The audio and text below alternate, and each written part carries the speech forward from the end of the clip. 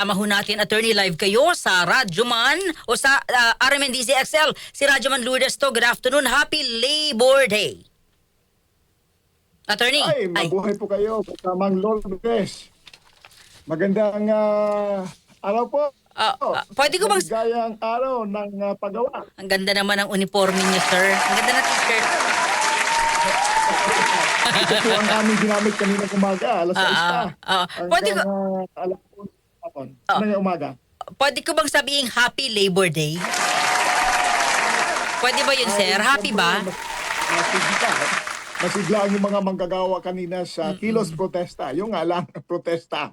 No? Pero palagay ko ay sa kanilang kasiglahan na nagkakaisa, masaya na rin sila na nakasama namin ang iba't ibang mga union sa National Wage Coalition. Nakasama po natin yung Nagkaisa Labor Coalition. Nakasama natin yung Buklurang Manggagawang Pilipino, yung Kilusang Mayo 1 at ang Trade Union Congress of the Philippines. So palagay ko ay masaya sila na nagkakaisa ngayong araw ng paggawa, although may mga competing union sa panahon ng mga certification election. Pero ano pong inaasahan natin, attorney?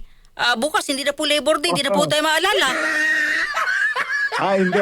Tayo po naman ay masigasig. Araw-araw po tayo nag-oorganisa ng union para magkaroon ng bargaining power ng mga manggagawa sa loob ng pagawaan. Hindi lang po tayo naghihintay sa mga kilos o hindi pagkilos ng gobyerno, kundi may pagkilos din tayo na mag-organisa at ma-empower ang mga manggagawa sa loob ng ating pagawaan. Pero kanina po ay nagkaisa po ang ating kilusang pagawa na isulong yung W o wages na 200 pesos at yung excise at IVA taxes ay dapat ripasuhin at dapat lagyan ng wealth tax ang mga bilyonaryo sa ating lipunan at dapat ayusin na bumaba ang presyo ng mga pangunahing bilihin at ang panglima nating agenda ay aristuhin ang mga kurakot na kumuha ng pera sa kaban ng bayan. Unahin ko po yung 200 pesos per day po ito nationwide.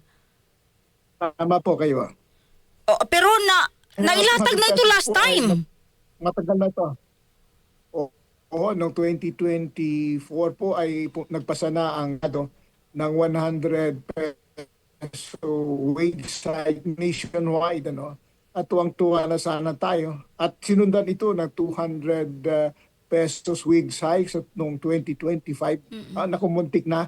Ang problema lang po ay dinuribol ng dalawang chamber ng ating kongreso at inabutan po ito ng 19 Congress, kaya hindi po naipasa ito bilang batas. Ang ating napakinggan dito ay yung mga economic managers ng ating gobyerno sa ilalim ni Presidente Bongbong Marcos ay ino-oppose ito, kaya hindi po ito nabahan. Pero itong 20th Congress, ang ating mga representante ng kilusang pagawa sa House, si nakamanggagawa Party List Elijah San Fernando at si Congressman Raymond Mendoza at yung mga representante galing sa Akbayan ay na-file ulit itong 200 pesos wage hike sa House at may mga corresponding bill ito sa Senado na i-file nila Senador Risa Hontiveros at iba pang mga senador. Kaya umaasa tayo na ito maitulak. Ito po ay recovery wages po at ngayong crisis ay naku po, ito ay kinakailangan talaga ng mga manggagawa. Yung mga nakasangklang ATM ay pag-asa natin pag nabigyan itong sa taas sahod na ito, although hindi ito enough, ay makakatulong na makuha natin balik yung mga nakasanglang ATM at yung mga manggagawa na nalubog sa utang ay makabawi naman at magkaroon ng pahinga. Kaya although hindi sapat, isinusulong natin ito. Okay, bakit 200 pesos? Last Congress 200 na. Wala pa hong giyera nun. May giyera na ho ngayon, lahat mataas, nagtaasan na lahat, height ko na lang hindi tumataas, attorney. Bakit 200 pesos lang? Tama po kayo, kulang na ito kaya may mga pending na mga petisyon sa mga regional wage board na dapat ay yung 395 ay umabot sa 1,200 ano Oo. para at least makabawi yung mga manggagawa. So pansamantala kasi ito yung nakapending sa Senado at saka sa House ano at pinag-aralan na ito ng House noon pa man no na kayang ibigay ng ating mga employer no. Kaya ito po ang ating sinusundan. Wala naman po tayong oposisyon doon sa mas mataas pa nito no. Mm-mm. Lalong-lalo na sa mga collective bargaining negotiation process natin o yan pong nakapending ngayon ng mga petisyon sa Regional Tripartite Wages and Productivity Mm-mm. Board. Iba-iba Mm-mm. pong mga amount ang nasa petisyon sa region dito sa National Capital Region Mm. at sa Region 4A ay alam ko dito ay dapat maabot yung 1,200 kaya yung balanse ng 695 ay Mm-mm. isinusulong ng maraming mga labor union sa NCR at ganoon din po sa dito sa Region 4A ano. Sa ibang bahagi ng bansa ay may mga nag-file din ng mga petisyon. Sa Cebu ata ay 100 lang ano kaya Mm-mm. palagay nila ay 100 ay kinakailangan. Pero ganoon pa man ay yung mga malalaking bloke, yung major labor group ay makuha yung recovery wage natin ay na 200 pesos. Ayun po ang common Mm-mm. stand ngayon Ok. ng isa ng TUCP, ng BMP at ng Kilusang Oo. Mayo Uno. Attorney, ano po ang assurance sa mga manggagawa na makukuha natin yung 200 pesos na daily wage increase na to? Recovery Ah, wage. yun po ay isang matarik na challenge. Kaya narinig din natin ay yung finance committee o yung finance managers o mismanagers nga tawag ng ang karamihan sa amin eh. Yung mga finance o economic managers ng ating Marcos administration ay yun po ang malaking balakid ano, na ating sinasalubong. Kaya ngayong araw na ito kanina no yung ine-expect namin na 20,000 na mga manggagawa ay umabot nata sa 30,000 ang sumama. Dahil talaga mabigat na at seryoso na talaga at napakahirap na ang buhay sa Pilipinas at kinakailangan talaga ng recovery wage ng ating mga manggagawa. Ulitin ko lang po, attorney. So, sa tingin niyo, dadaan pa rin sa butas ng karayom itong 200 pesos na recovery wage per day na mga manggagawa sa buong bansa kahit na ganito ang sitwasyon natin ngayon dahil po sa sobrang taas ng mga bilihin. Opo, pero nagsisikap po tayo at hindi tayo nawalan ng pag-asa kaya lahat ng proseso ay ating hinahabol at ginagawaan or ating ini-exhaust ano. Kaya isang panawagan din natin para at least mapakinggan ng Pangulong Marcos ang tunay na hinaing at ang sitwasyon ng mga manggagawa ay nananawagan tayo na magkaroon ng pag-uusap o dialogo ang presidente at ang kilusang paggawa.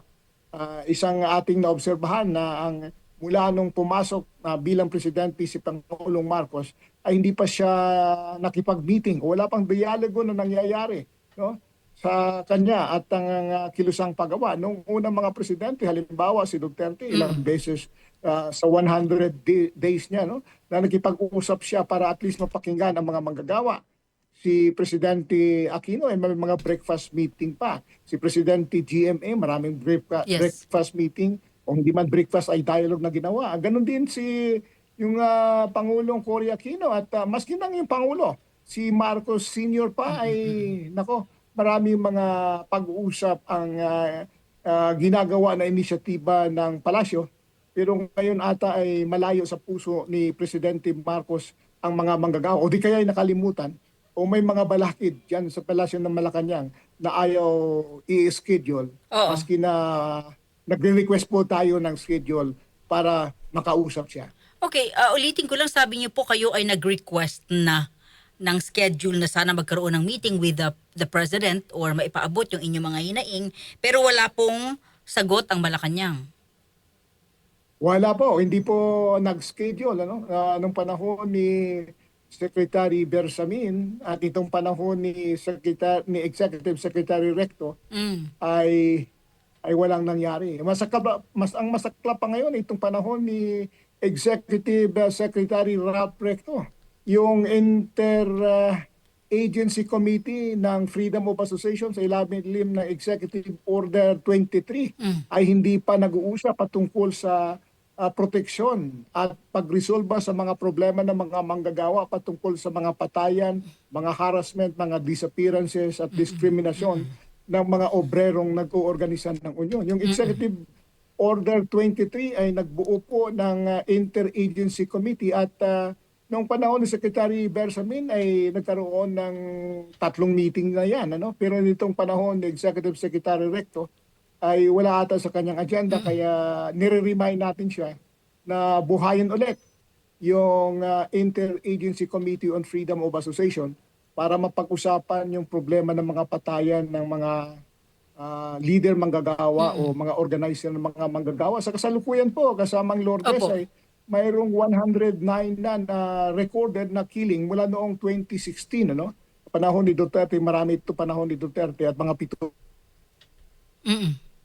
ata nitong panahon ni Marcos na mga pinatay ng mga leader or obrero o organizer na hanggang sa kasalukuyan na wala pang accountability, wala pang nasampahang kaso, wala pang na-convict ng mga responsable sa mga pumatay. Oo. So may documentation po ang Federation of Free Workers sa tulong ng Danish Trade Union at ng European Union at sinumiti na po namin ang 2024 report namin. Noong panahon na yon ay below 109, mga 105 ata. Ngayon ay 109 na. Kaya sa 2025 report natin, kaya dapat din po tutukan yon ng Interagency Committee on Freedom of Association na ang chairperson ay si Executive Secretary Recto. Okay. May mga inaasahan pa ho ba kayong statement or pronouncement later ni PBBM na ikasasaya, ikatutuwa ng mga manggagawa?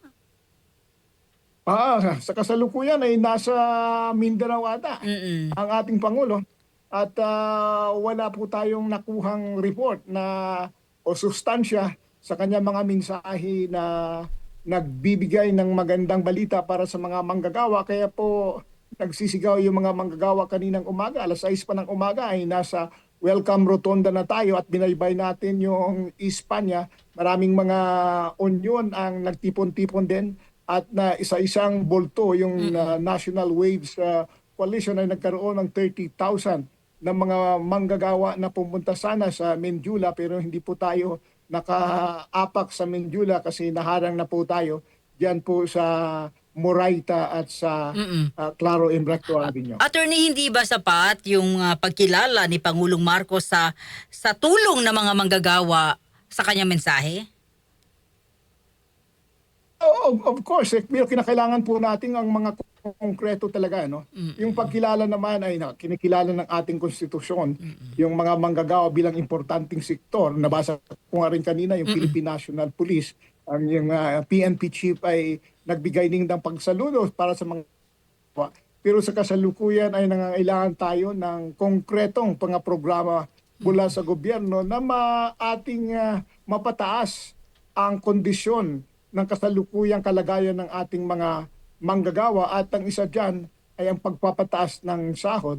At ang sinasabi rin natin, yung IBAT ay malaking gaan sana sa mga manggagawa kung matanggal yan. Kasi lumalaki ang koleksyon ng gobyerno dyan samantalang bumibigat ang ng taong bayan. So hindi dapat kumita ang gobyerno sa kahirapan ng ating taong bayan. Kaya pinopropose natin na yung IBAT ay tanggalin na rin. At yung excise tax, may Yes. kapangyarihan na po ang Pangulong Marcos sa bagong emergency power niya na suspindihin yung tax. Pero sa kasalukuyan ay 2 po lamang na mga produkto ang covered. Yung sin lamang at yung LPG. Kaya yung iba, yung gasolina at crudo ay sana tinanggal na rin na excise tax para at least gumaan ang mga bilihin. Okay. At siyempre sinasabi nila na Wealth tax. mawalan daw ng taxes ang gobyerno pero dapat kukunin yan sa solidarity tax o wealth tax ata ng mga bilyonaryo natin. Plus pababain ang presyo ng gasolina, bilihin at arestuhin yung mga kurakot. Tama po.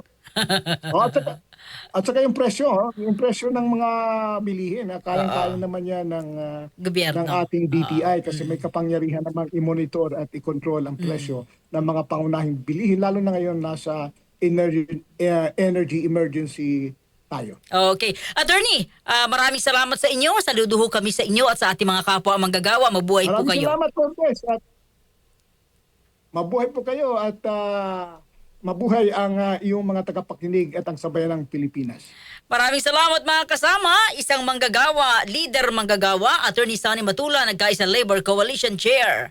Cheers! DCXL. Pulso ng Metro.